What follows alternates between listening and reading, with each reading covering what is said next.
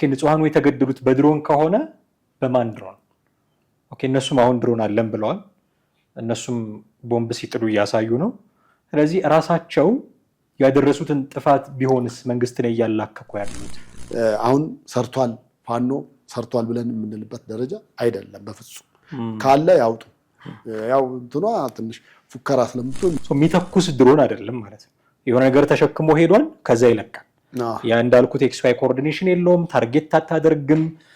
ሰው ሲንቀሳቀስ ይሄ ሰው ነው ይሄ ጦር መሳሪያ ነው መኪና ነው ብሎ የሚለይ አይደለም።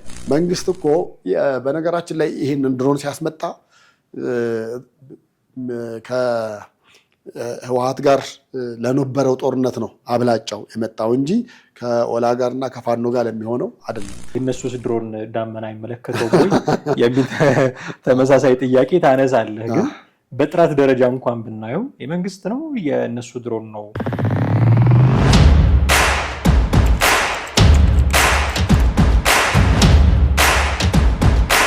ሰላም ጤና ይስጥልን። እንዴት አላችሁ ውድ ቤተሰቦቻችን? ይህ ዘኢትዮጵያ የዩቲዩብ ቻናላችን ነው። በወቅታዊ ፕሮግራማችን ዳግም ተገናኝተናል። ቴዎድሮስ ካሳና ማደገፋ ከእናንተ ጋር ቆይታ እናደርጋለን። የተለያዩ ወቅታዊ ጉዳዮችን እናነሳለን። በዛሬው ፕሮግራማችን እስከ ፕሮግራማችን ፍጻሜ ድረስ አብራችሁን ትቆዩ ዘንድ የአክብሮት ግብዣችን ነው። ከኛ ጋር ሆኑ። ሰሞኑን ፋኖ የሆነ ድሮን ሲያስተዋውቅ እያየን ነበረ። እንደዚህ ይዞት ሲቀረጽ እና እሱ ብቻ ሳይሆን ደግሞ ታርጌት እያደረጉ ቦምብ ሲጥሉ ምናምን ቪዲዮዎች ተለቀዋል እና በርካታ ጥያቄ የተነሳ ነው። ፋኖ ድሮን ታጥቋል፣ ራሱን በድሮን ችሏል። ከአሁን በኋላ እንግዲህ ለሚስጥራዊነቱ ብለን ነበረ ያቆየ ነው። አሁን መንግስት ምን አይነት መሳሪያ እንዳለን እንዳያውቅ ብለን ነበር። አሁን ለምን እንዲያውቅ እንደተፈለገ አላውቅም።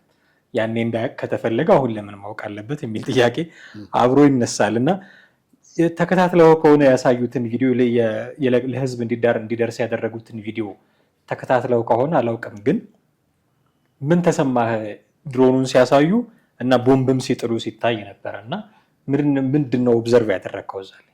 እኔ ሰሞኑን የሞተ አንድ የፊልም ባለሙያ አለ አይደለ? ቻክሮኒስ አንዴ ማክጋይቨር የሚል ፊልም ላይ ይሰራ ነበረ እና እንዲህ የሆነ ተአምር የሆኑ ነገሮች የሚመስሉ ነው አይንህ ላይ ልክ እንደዛ አይነት ነገር ይሰራል እና ያን ነገር ታየዋለህ። ከወዳደቀ ነገር ምናምን ነገር ሰርቶ የሆነ ነገር ጋር ምናምን ሆኖ ከዛ ደቂቃ ምናምን ሰዓቱን የእጁን ያይና ሲፈነዳ ምናምን ታያለህ። እንደዛ አይነት ነገር ነው መስሎ የታየኝ። የምልህ ይሄ አሁን ሰርቷል አልሰራም፣ ብዙዎቹ አንዳንዶቹ ሰርቷል በሚል ያፈነደቁ አሉ። አንዳንዶቹ ደግሞ ኧረ ፈጽሞ አይሰራም የሚባል ነገር እና እኔ አንዳንድ የድሮንን ሳይንስ ወይ ደግሞ የድሮንን መሳሪያን በጣም አቅልሎና ዝቅ አድርጎ የማየት ነገር ይመስለኛል። በአንድ አጋጣሚ እኛ ደብረዘይት ገብተን ጎብኝተን ነበር። ደብረዘይት ውስጥ ድሮኖች አሉ ማለት ግን ድሮኖች እዛ ተሰሩ ማለት አይደለም።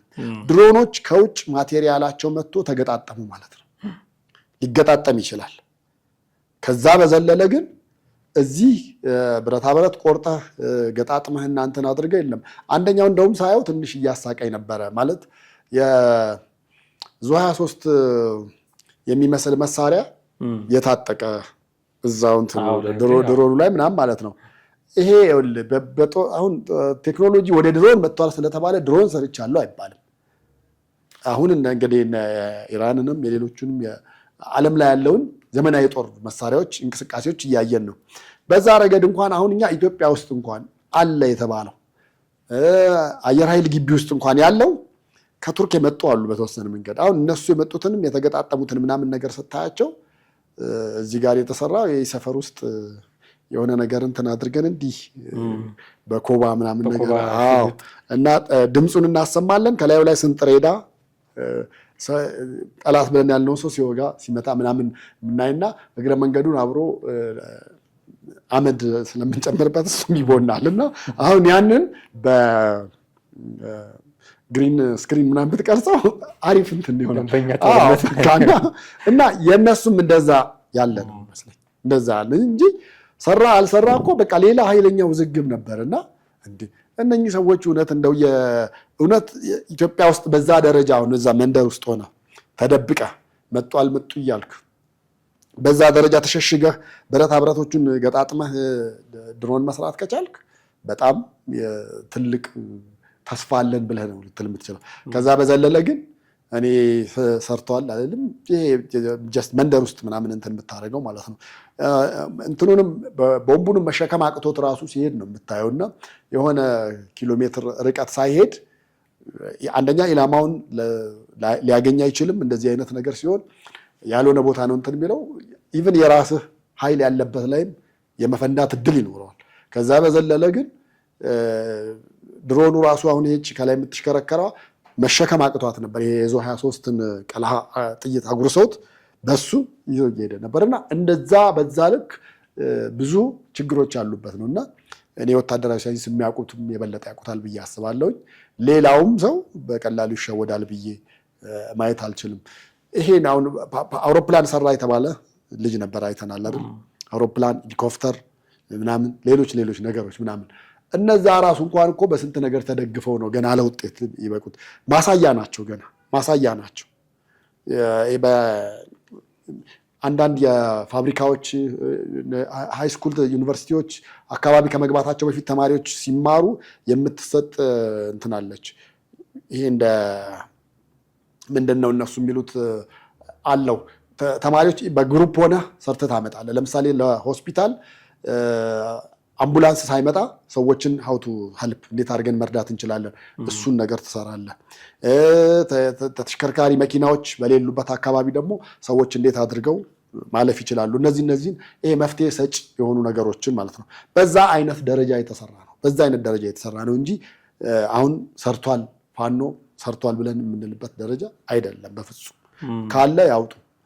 ያው እንትኗ ትንሽ ፉከራ ስለምትሆን ምንም ያለን በፊትና አሁን ብለን ጥቃት ሲያደርሱ 3 ወይ 4 ቪዲዮ ለቀዋል። ጥቃት ሲያደርሱ የመንግስት ወታደሮች ሲሯሯጡ የሆነ ሲፈነዳ ምናምን እነሱን ቪዲዮዎች ስታይ የሰሩት ድሮን ዝም ብሎ ሄዶ የተሸከመውን ቦምብ የሚለቅ ነው። ኤክስ ዋይ ኮኦርዲኔሽን የለም። ታርጌት አታደርግም። በቃ ግምት ነው። እዚህ ቦታ ላይ ኦኬ ደርሰዋል ማለት ከላይ መልቀቅ ብቻ ነው። አይ ቲንክ የያዘው ነገር አለ። እንዲለቅ ሲታዘዝ የሚለቅ ነው የሚሆነው። ሄዶ ይወድቃል። ጉዳት ካደረሰ ማደረሰ ነው፣ ካልሆነም አልሆነም። የሚተኩስ ድሮን አይደለም ማለት ነው። የሆነ ነገር ተሸክሞ ሄዷል፣ ከዛ ይለቃል። ያ እንዳልኩት ኤክስ ዋይ ኮኦርዲኔሽን የለውም። ታርጌት አታደርግም። ሰው ሲንቀሳቀስ ይሄ ሰው ነው፣ ይሄ ጦር መሳሪያ ነው፣ መኪና ነው ብሎ የሚለይ አይደለም። ከሲቹዌሽን ሩም አንዳንድ ቪዲዮዎች ተለቀው አይተናል። የመንግስት ድሮኖች እንዴት ፕሪሳይስ እንደሆኑ እንዴት እንደሚመቱ ኢቨን ተተኩሶ ይሄኛውን ዶም ቦምቡ ሲጣል ሲወርዱሉ ታየዋል። ሄዶ ዱቅ ሲል ታየዋል። የመንግስት ግን በማይክሮ ሰከንድ ሄዶ ሲመታው ነው መጣ። እዚህ ጋር ፕሬስ ባረክበት ሰከንድ በዛ ልክ በተኑን በመታህበት እንትን ነው ሄዶ ሲመታ መጣውና ይሄ አሁን አለን ሰራን የሚሉት ድሮን ግን ሄዶ የሆነውን ቦምብ ሲወድቅ ምናምን ነው የምታየው። በዚህ ለውጥ ማምጣት ይችላሉ ወይ? አንደኛ ምን ያህልስ ነው ደግሞ በብዛት ሳላቸው ወይ? አሁን ይሄ የሸዋ ይሁን የወሎ ፋኖ አካባቢ ጋር ነው ያለው አለ ተብሎ መከታው የሚባለው ሰውዬ ሲያሳይ ነው ያየ ነው። እና በቁጥር ምን ያህል ቢኖራቸው ነው? እና በእንዲህ አይነት ደግሞ ቴክኖሎጂስ ሪሊ ለውጥ ማምጣት ይቻላል ወይ? አሁን ከዚህ በፊት መንግስት ስለማያውቅ ነው ተባለ። አሁን መንግስትም እንዲያውቅ አድርገውታል። ምን አይነት እርምጃ ሊወስድ እንደሚችል አይታወቅም። በዚህ ቴክኖሎጂ ለውጥ ማምጣት ይችላሉ ወይ ብዬ ነው። በዚህ ቴክኖሎጂ እኔ 1% 2%ም ለውጥ ማምጣት ይቻላል ብዬ አላምንም። ይልቁኑ ከሱ ይልቅ የእግረኛ በርካታ ወታደሮችን ማርከው ያየነው ቪዲዮዎች አሉ። ያው እነሱን አሁን ኤአይም እንዳልሆነ ምንም እንዳልሆነ እንረዳዋለን መቼም እዚሁ ቴክኖሎጂ ውስጥ ያለን ሰዎች ስለሆንን። በዛ ረገድ ወታደሮቹን እግረኞቹን መሳሪያ ነጥቀዋል። በእግረኛው በኩል ሊሄዱበት ይችላሉ፣ ሊበረቱበት ሊገፉበት ይችላሉ። በዛ ውጤታማ መሆን ይችላሉ ብዬ አምናለሁ። ከዛ ባሻገር ግን በአየር ላይ ግን አሁንም እንደምነግርህ 1%ም ትጥቅ አላቸው ወይ ደግሞ 1%ም ውጤት ሊያመጣ የሚችል ነገር አለ ብዬ በፍጹም አላምንም። እንደታየው ሄዶ ተሸክሞ ይዞ ሄዶ የሆነ ቦታ ላይ ሲደርስ የሚለቀው ከሆነ የአንተ ቤት ዘመድ ጋርም ሊሆን ይችላል፣ የተኳሹ ዘመድ ጋርም ሊሆን ይችላል የሚወርደው። እንደገና የራስ ኃይል እዛ ጫካ ውስጥ ያለ እየመጣ ሳለ እዛ ላይም ሊሆን ይችላል እንትን የሚያደርገውና ያን ያክል እኔ አሁን ያው መንግስት እንዲያውቀው ማለት which means ጡንቻ እንለካካ ነው። ያው አንድ ነን እኩል ነን ነው። ታስታውስ እንደሆነ እንትናም እኮ ምግበይ የሚባለውም የነሱ ተናግሮ ነበረ። ድሮን ታጥቀናል እንደገና የሚያከሽፈው አለን አይነት ነገር ማለት ነው። ያው ይሄ ጦርነት ላይ እንደዚህ የተለመዱ ነገሮች ናቸው። ቦክሰኞች እንዴት ነው ሪንግ ውስጥ ከመግባታቸው በፊት ማይክ ተሰጥቷቸው በጣም ሬስሊንግ ተጫዋቾች ይፎክራሉ አይደል? በቃ ያ ስነ ልቦና ነው መጀመሪያ የምትሰልበው። ከዛ በኋላ ቦታው ስትሄድ እኮ ምናልባት እኮ አንዴ ሳትመታ ልትዘረር ትችላለህ። እና ይሄም ከዛ የዘለለ ነው የሚል እምነትም ግምትም የለኝም። በቃ ያ ነው ምንም ያው ጦርነት ላይ ያለ ነው። የለኝም፣ አቅም የለኝም፣ አልችልም፣ አልበረታም ምናምን አትልም። የዛን ተገላቢጦች ነው ዘሪቨርስ ነው የምትናገረው። በዛ ልክ ትፎክራለህ፣ ምን ታደርጋለህ። ከመጣ መጣ ውጤቱ፣ ካልመጣ የራሱ ጉዳይ። ግን ያ ለፉከራ ያክል ነው ብዬ ነው የማስበው። ያው አማራን በፉከራ ማን በልጦት እንዳትል። ከዚህ በፊት በርካታ የንጹሐን ተገድለዋል የሚባሉ አቤቱታዎች፣ ክሶች ፋኖ መንግስት ላይ ያቀርብ ነበር። በተለይ በቅርብ እንደውም ደብረታቦርን ተቆጣጥረናል ባሉ ሰሞን በድሮን ጥቃት ንጹሐን ተገድለዋል የሚል ክስ በተደጋጋሚ ያቀርብ ነበረ ፋኖ።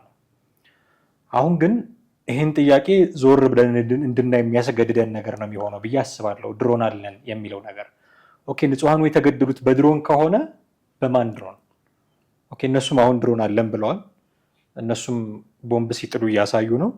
ስለዚህ ራሳቸው ያደረሱትን ጥፋት ቢሆንስ መንግስት ላይ እያላከኩ ያሉት የሚል ጥያቄ እንድናነሳ ያደርገናል። እዚህ ጋር አስምረን ማለፍ ያለብን ቁም ነገር መንግስትም ይሁን ፋኖም ይሁን ንጹሐንን ላለመጉዳት ከፍተኛ ጥንቃቄ ማድረግ አለባቸው። ይሄ ሳይታለም የተፈታ ነገር ነው። ለዛ ነው ፋኖም ጦርነቱን ከተማ ውስጥ ሲያስገባው መሆን የለበትም የሚባለው። ከተዋጉ ከከተማ ውጭ መሆን አለበት። መዋጋት መፍትሄ አይደለም፣ ግን በሱ ብቻ ነው መዳኛችን ካሉ ከከተማ ውጭ መሆን አለበት። ምክንያቱም እናድነዋለን ያሉትን ህዝብ እንደገና ሄደው በመሳሪያ ሊያስጨርሱት ነው ማለት ነው። ከከተማ ውጭ መሆን ያለበት ንጹሐን እንዳይጎዱ ነው። ስለዚህ ንጹሐን እንዳይጎዱ ደግሞ ኃላፊነት ያለበት ፋኖ ብቻ አይደለም መንግስትም ጭምር ነው። መሳሪያው ሲተኩስ፣ እርምጃ ሲወስድ፣ የትኛውንም ኦፕሬሽን ሲያደርግ ንጹሐን እንዳይጎዱ ሆኖ መሆን አለበት። መሳሪያ ታጥቀው የሰላም ጥሪ ያሻፍረኝ ብለው ጫካ የገቡ ሰዎች አሉ። በልክ ልትዋጋ ትችላለህ፣ ከነሱ ጋር የምትዋጋው። የትኛውንም አይነት እርምጃ ተወስዶ ንጹሐን ከእንዲህ አይነት ጥቃት ነፃ መሆን አለባቸው። የትምህርት ተቋማት፣ የጤና ተቋማት፣ የህዝብ ተቋማት ከእንዲህ አይነት ጥቃት ነፃ መሆን አለባቸው። ይሄ ሁሉም ሰው የሚስማማበት ነገር ይመስለኛል። ግን ወደድንም ጠላንም የምንሰማቸው መረጃዎች ንጹሐን ስለመገደላቸው፣ የመንግስት ተቋማት ስለመውደማቸው፣ በርካታ ጉዳት ስለመድረሱ ነው የምንሰማው። እነዚህ የሚደርሱት ጉዳቶች ደግሞ እንደው በእግረኛ ወታደሮች ተኩስ ላይሆን ይችላል። ከባድ መሳሪያ ደግሞ እንደዚህ ተሽከርካሪ ባላቸው ወይ በድሽቃ ምናምን ላይሆን ይችላል። ለአጠቃቀምም ቀላል ስለሚሆን በድሮን ነው እነዚህ ጉዳዮች የሚደርሱት፣ እነዚህ ሰብአዊ ጥቃቶች የሚደርሱት የሚል ክስ በተደጋጋሚ እንሰማለን። ኦኬ፣ በድሮን ከሆነ ይሄ ነገር የደረሰው እስካሁን እኛ የነበረን ኢንፎርሜሽን ድሮን ያለው መንግስት ብቻ ስለሆነ መንግስት ተሳስቷል ማለት ነው፣ ንጹሐንን እየጎዳ ነው ማለት ነው የሚል ድምዳሜ እንድትወስድ ነው የሚያደርገ። አሁን ግን ድሮን ያለው መንግስት ብቻ አይደለም እኛም ጭምር ነን። 2 ነው 3 ዓመታትን በድብቅ አቆይተን ነበር ያለፉትን። ስለዚህ ነበረን እያሉ ነው። ያ ሁሉ ክስ መንግስትን ብቻ የሚመለከት አልነበረም ማለት ነው። እነሱን ሳይመለከታቸውም ወይ ብዬ ነው። እንግዲህ ያው እንደዚህ ያለ ሰው መጀመሪያ በዚህ ልክ ይፎክርልህና ከዛ በኋላ ተጠያቂነቱ ላይ ሲመጣ እኛ መጨረሻ ላይ ነው ይሄን ነገር መታጠቅ የጀመርነው ነው ሊል የሚችለው። መጨረሻ ላይ የታጠቅነው ማርከንም ነው ምናምን ሊልህ ይችላል። ግን አይደለም ድሮን ቀርቶ ሌላም ተራ ትንንሽ መሳሪያዎች እንኳን በምርኮ ሲሆን ቁጥራቸው ራሱ አለ አይደል እንዴ? ድሮን ራሱን የት እንደተመረተ ከየት እንደተነሳ የት ሀገር ፋብሪኬትድ እንደተደረገ እነዚህ ነገሮች በሙሉ የተያዘ ስለሆነ ምንም በእጅህ ከእጅ ወጣ ወይ ደግሞ ከሰው አይን ልትሸውደው የምትችለው ነገር አይደለም። በጦርነት ላይ እንግዲህ ቅዱስ የሚባል ነገር የለም፣ ርኩስ የሚባልም ነገር የለም። ምክንያቱም በሀገር ጉዳይ ሲሆን እንግዲህ ቅዱስ ጦርነት ብለህ ልትለው ትችል ይሆናል። አሁን ልክ ኢራን ጂሃድን በሌሎች ሀገራት አውጃለሁ እንዳለችው አይነት ነገር ሊሆን ይችላል። ከዛ ውጭ ግን በህዝብህ ላይ እርስ በርስ በሚሆነው ጦርነት ላይ በዛ ደረጃ መታሰብ አለበት ብዬ አላስብም። ለምን መሰለህ? መንግስት ሲያደርገው ቅዱስ፣ ፋኖ ሲያደርገው ርኩስ፣ ፋኖ ሲያደርገው ቅዱስ፣ መንግስት ሲያደርገው ርኩስ ምናምን እንደዛ ያለ ጨዋታ መሆን መቻል የለበትም። በቃ መሆን መቻል ካለበት ሁለቱም ህዝብ ላይ ጥበቃ ማድረግ መቻል አለባቸው። በእርግጥ ፋኖ አይ ቲንክ እንግዲህ የአቅሙም ጉዳይ ሊሆን ይችላል ብዬ አስባለሁ። ጦርነቱን ከውጭ ከከተማ ውጭ ከሚሆን ይልቅ ወደ ከተማ ውስጥ ከሆነ ደግሞ መንግስት በዛ ልክ ትኩረትም የሚስብለት ከተማ ቢሆን ነው። አንድ እሱ ነው። ሁለተኛ ከባድ መሳሪያዎችን አይጠቀምም ነው።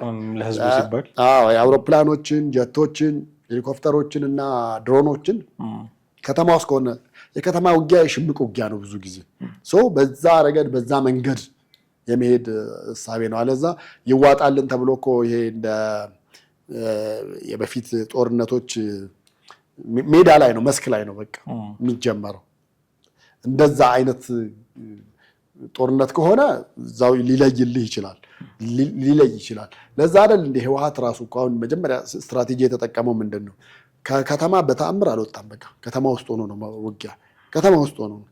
የትም ብትል ራሱ አሁን ከዚህኛው ከተማ ከወጣ እንኳን በሚቀጥለው እዛኛው ከተማ ላይ ነው ጦርነት የሚያደርገው እንጂ መሀል ላይ ባለው ሜዳ እንኳን ለማድረግ ፈቃደኝነት የለም። እና ይሄ ይዋጣልን ብለህ ወንድ ከሆንክ ይዋጣልን ብለህ ነው ወደ ሜዳ የምትሄደው። የእነሱ ጋር ግን ወንድ ከሆነ ይዋጣልን ብለህ እዛው ህዝቡ መሀል ወደ ነው እየተደረገ ያለው እና ህዝቡን በዛ ልክ ከህዝቡ ይልቅ ለራሳቸው ቅድሚያ ከመስጠት አንጻር ይመስለኛል መንግስትም የተቸገረው ለዛ ይመስለኛል። በአንድ ጦርነቱንም ማስቆም ኢቭን ኦላንም ብታይ እንደዛ ነው፣ ተመሳሳይ ነው፣ ዘሴም ነው።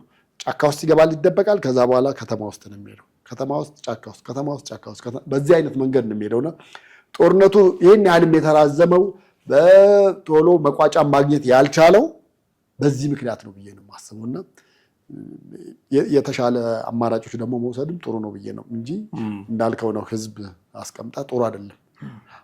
ሰሞኑን የዝናብ ይመጣል ያለው ደመናውም እንደምታየው ነው እና ይህንን ሲያይ መንግስት ደንግጧል፣ ፈርቷል፣ ድሮን መጠቀም የማይችልበት ደረጃ እየደረሰ ነው የሚሉ መልእክቶችን እና አስረስ ማረ ዳምጤ ሲያስተላልፉ እያየው ነበር የፌስቡክ ገጻቸው ላይ። የእነሱስ ድሮን ዳመና አይመለከተው ወይ የሚል ተመሳሳይ ጥያቄ ታነሳለህ። ግን በጥራት ደረጃ እንኳን ብናየው የመንግስት ነው የእነሱ ድሮን ነው? ቅድም እንደውም ለማነጻጸር ስሞክር ነበረ በታርጌትም በምንም ደረጃ አሁን አይታየውም፣ መንግስት በደመና አይታየውም የሚል ኮንሴፕት ካነሱ የእነሱስ ይታያቸዋል የሚል ተያያዥ ጥያቄ ማንሳት አለበት እና እንደ እግረ መንገዳችንን ከመንግስት ጋር ብናነጻጽረው እነሱ አሁን ያሳዩንን ድሮን መንግስት አለኝ ከሚለው ድሮን ጋር ብናነጻጽረው መንግስት በጣም በቁጥር በርካታ የሆኑ ድሮኖች የሆነ ጊዜ አምርቻለሁ ሲል አይተናል። ከውጭም የሚያስገባቸው ድሮኖች ከቱርክም ከዩናይትድ አረብ ኤሚሬትስም አንዳንድ እርግጠኛ አይደለሁም እንጂ ከኢራንም ይባላል ሲያስገባቸው የነበሩ ድሮኖች እንደነበሩም ይታወቃል። በዛ ደረጃ የተሰሩ በዛ የቴክኖሎጂ ልዕቀት ደረጃ የተሰሩና አሁን መቼም ተናቀብን እንደማይሉ ተስፋ አደርጋለሁ። በራስ አቅም ነው የሰራ ነው፣ ዛሬ ከሰራን ነገ የትኛውን እንደምንሰራ የሚሉ ጥያቄዎች እንደሚነሱ ጥርጥር የለውም። ግን እንደው እናወዳድራቸው ብንል የሁለቱ የድሮን አቅም ልዩነቱ በራሱ ጦርነቱ ላይ የሚፈጥረው ተጽዕኖ ከፍተኛ ነው ብዬ እሱ ምን ጥያቄ አለው? እሱ ማለት እኮ እንግዲህ ወይ የአሜሪካና የማን ጦርነት ልበልህ፣ በጣም ሁለት ሚዛን ላይ ስታስቀምጣቸው በቃ እኩል መሆን የማይችሉ ሀገራት አድርገህ ልትይዘው ትችላለህ። መንግስት እኮ በነገራችን ላይ ይህንን ድሮን ሲያስመጣ ከህወሓት ጋር ለነበረው ጦርነት ነው አብላጫው የመጣው እንጂ ከኦላ ጋር እና ከፋኖ ጋር ለሚሆነው አይደለም። አንደኛ የነሱ የከተማ ስለሆነ፣ ሁለተኛ ደግሞ ይሄን ያክል ድሮን ለመጠቀም የሚያስፈልግ አይነት ዝግጅት አያስፈልገኝም አይነት ነገር ያን ያክል አያስፈልገኝም በሚለው ነው እንጂ አንድ ድሮን ሲተኮስ ምን ያክል እንደሆነ አንደኛ በዶላር ምን ያክል ወጪ እንደሆነ ይታወቃል። ሁለተኛ ደግሞ አብዛኞቹ ከቱርክ ያው ከሌላም ሀገር እንዳሉ ሆኖ በዋናነትና በብዛት የመጡት ከቱርክ ነው። ከዛ ባሻገር እዚህ ይሄ ትንንሾቹ ድሮኖች የተገጣጠሙ አሉ፣ ትንንሽ ብለህ የምትላቸው በእርግጥ እነሱም የሚናቁ አይደሉም። ትልልቅ ቦምቦችን መሸከም የሚችሉ የመሸከም አቅም ያላቸውና ታርጌታቸው ማስተማማኝ የሆነ ጥለው ቀጥታ ወደ ተላኩበት ቦታ ራሱ መመለስ የሚችሉ አይነት ነገሮች ናቸው። ለምን በጉብኝት ወቅት እንግዲህ መቼም የሌላ ሀገርን አምጥቶ ያስጎበኘናል ብለን አናስብም። ባየንበት ጊዜ የአየር ኃይል ግቢውን አብዛኛዎቹ የሞሉት ናቸው ያሉት። በጣም ትንሿ ብለህ እቺ በእጅ ያስካትን ወረቀት ከምታክለው ጀምሮ ወደ ክልል የሚሄዱ አውሮፕላኖች አሉ። የነሱ ግማሽ ምናምን የሚያካክሉ በጣም ትልልቅ መሳሪያ ወይ ደግሞ በርካታ ቦምቦችን መሸከም የሚችሉ ድሮኖችን ነው እዛ ያየነው። ሁሉም እንግዲህ እዛው ሲቹዌሽን ሩም ውስጥ ሆነው ነው እና መንግስት በዛ ልክ ለማስደንገጥ አይነት ነገር ነው መንግስት የሞከረው። እንደገና ደግሞ ያው እንዳለውም ለማሳየት ያክል ነው እንጂ መንግስት ከፋኖ ጋር እየተደረገ ያለውን ነገር አንደኛ ጦርነት ነው ብሎም አያምንም፣ የማይቀበልም። ጦርነት አይደለም ይሄ ዝም ብሎ ግጭትና እዛ አካባቢ ያሉ አክራሪዎች ያነሱት ምናምን ነገር ነው ሊልህ የሚችለው። ስለዚህ አንተ ጦርነት ነው ብለህ ካላመንክ ደግሞ በርካታ የጦር ሰራዊት አትልክም፣ በርካታ የጦር መሳሪያዎችንም አትጠቀምም። እስከ ድሮን ደላስት የመጨረሻው እንግዲህ እንትኖች ናቸው። ከዛ በኋላ ነው ወደ ኒውክለር ምናምን ነገር የምትሄደው እና እነዛ ድረስ መንግስትም አያምንበትም ብዬ ነው የማስበው። አይደለም እሱን እኮ ባለፈው ታስታውስ እንደሆነ ከትግራይ ጋር በነበረው ጦርነት ኢታማጆር ሹሙ ምንድን ነበረ ሲለው የነበረው በጣም እየተዘጋጀን ያለ ነው፣ በዚህ ታጥቀናል፣ እንዲያርገናል። ይህን የታጠቅነው ግን እዚህ ላሉት ለሀገር ውስጥ አይደለም ለሌላው ነው፣ ለውጩ ለነ ግብፅ ምናልባትም ደግሞ ከኤርትራ ጋር ከሶማሌ ጋር ሊኖሩ ለሚችሉ ነገሮች ነው ዝግጅታችን እንጂ ለዚህማ ሌሎችም ያሉት ይበቁናል አይነት ነገር ነው መልእክቱ ስትሰማው። እና መንግስትም ጦርነት ብሎ ስለማያምን በዛ ልክ ይዘጋጃል ምን ይላል ምናምን ነገር ብዬ አላምንም። እኔ እንደውም አሁን ለምሳሌ ጦርነት እኮ ብለህ የምትለው ይሄ ነገር እያንዳንዱ እንትን እንግዲህ የጦር ኃይሎች ዋናው አዛዡ ጠቅላይ ሚኒስትሩ ነው አይደለም። ወደ ፋኖ የሚደረጉትን ጦርነቶች ግን የእሱ እጅም ያለበት ብዬ አላምንም። እኔ በቃ እሱ እዚሁ ያሉት ጀነራሎች የተወሰኑ ጀነራሎች በቂያቸው ነው። እነሱን መፍትሄ ይፈልጉ ብለህ አሳይሜንት ትሰጣለህ። ከዛ በኋላ እነሱ ይጨርሱታል እንጂ እና አበባው ምናምን እነሱ እንዲህ ለእነሱ የቤት ስራ አድርገህ ትሰጣቸዋለህ እንጂ ጠቅላይ ሚኒስትሩ እያንዳንዱ ላይ ፓርቲሲፔት እያደረገ ነው እንዲያደረገ ነው ምናምን ነው። በዛ እንዳልሆነም ታውቃለህ። በዛ ልክ ነው መታወቅ መቻል ያለበት ብዬ ነው የማስበው እንጂ አንዳንዴ ጥይት ይዞ ከዘመተው ከተነሳው ጫካ የገባው ሁሉ በጠቅላይ ሚኒስትሩ እዝ ስር ባለ ትዕዛዝ የሚመጣና ከእሱ ጋር እየተገጣጠመ ያለው የሚልክበት ጠቅላይ ሚኒስትሩ እንደሆነ አድርጎ የሚያስብ አለ። በዛ ደረጃ ባይታሰብ ጥሩ ነው ብዬ ነው የማስበው። እጅግ አድርጌ አመሰግናለሁ ቴዲ። ውድ ቤተሰቦቻችን እናንተም ከኛ ጋር ነበራችሁ ቆይታ እጅግ አድርገን ነው የምናመሰግናችሁ። የዛሬውን ፕሮግራማችንን እዚህ ላይ አብቅተናል። የተለያዩ አይነት ሀሳብ አስተያየቶች እንደሚኖራችሁ ግልጽ ነው። በተለመደው መንገድ ልታደርሱን ትችላላችሁ። ለሚቀጥለው ፕሮግራማችን ግብአት ስለሚሆንን እሱን ማድረጋችሁን አትዘንጉ እያልን እዚህ ላይ እንሰናበታችኋለን። ቴዎድሮስ ካሳና ማህደግፋ ነበርን። ጤና ይስጥልን።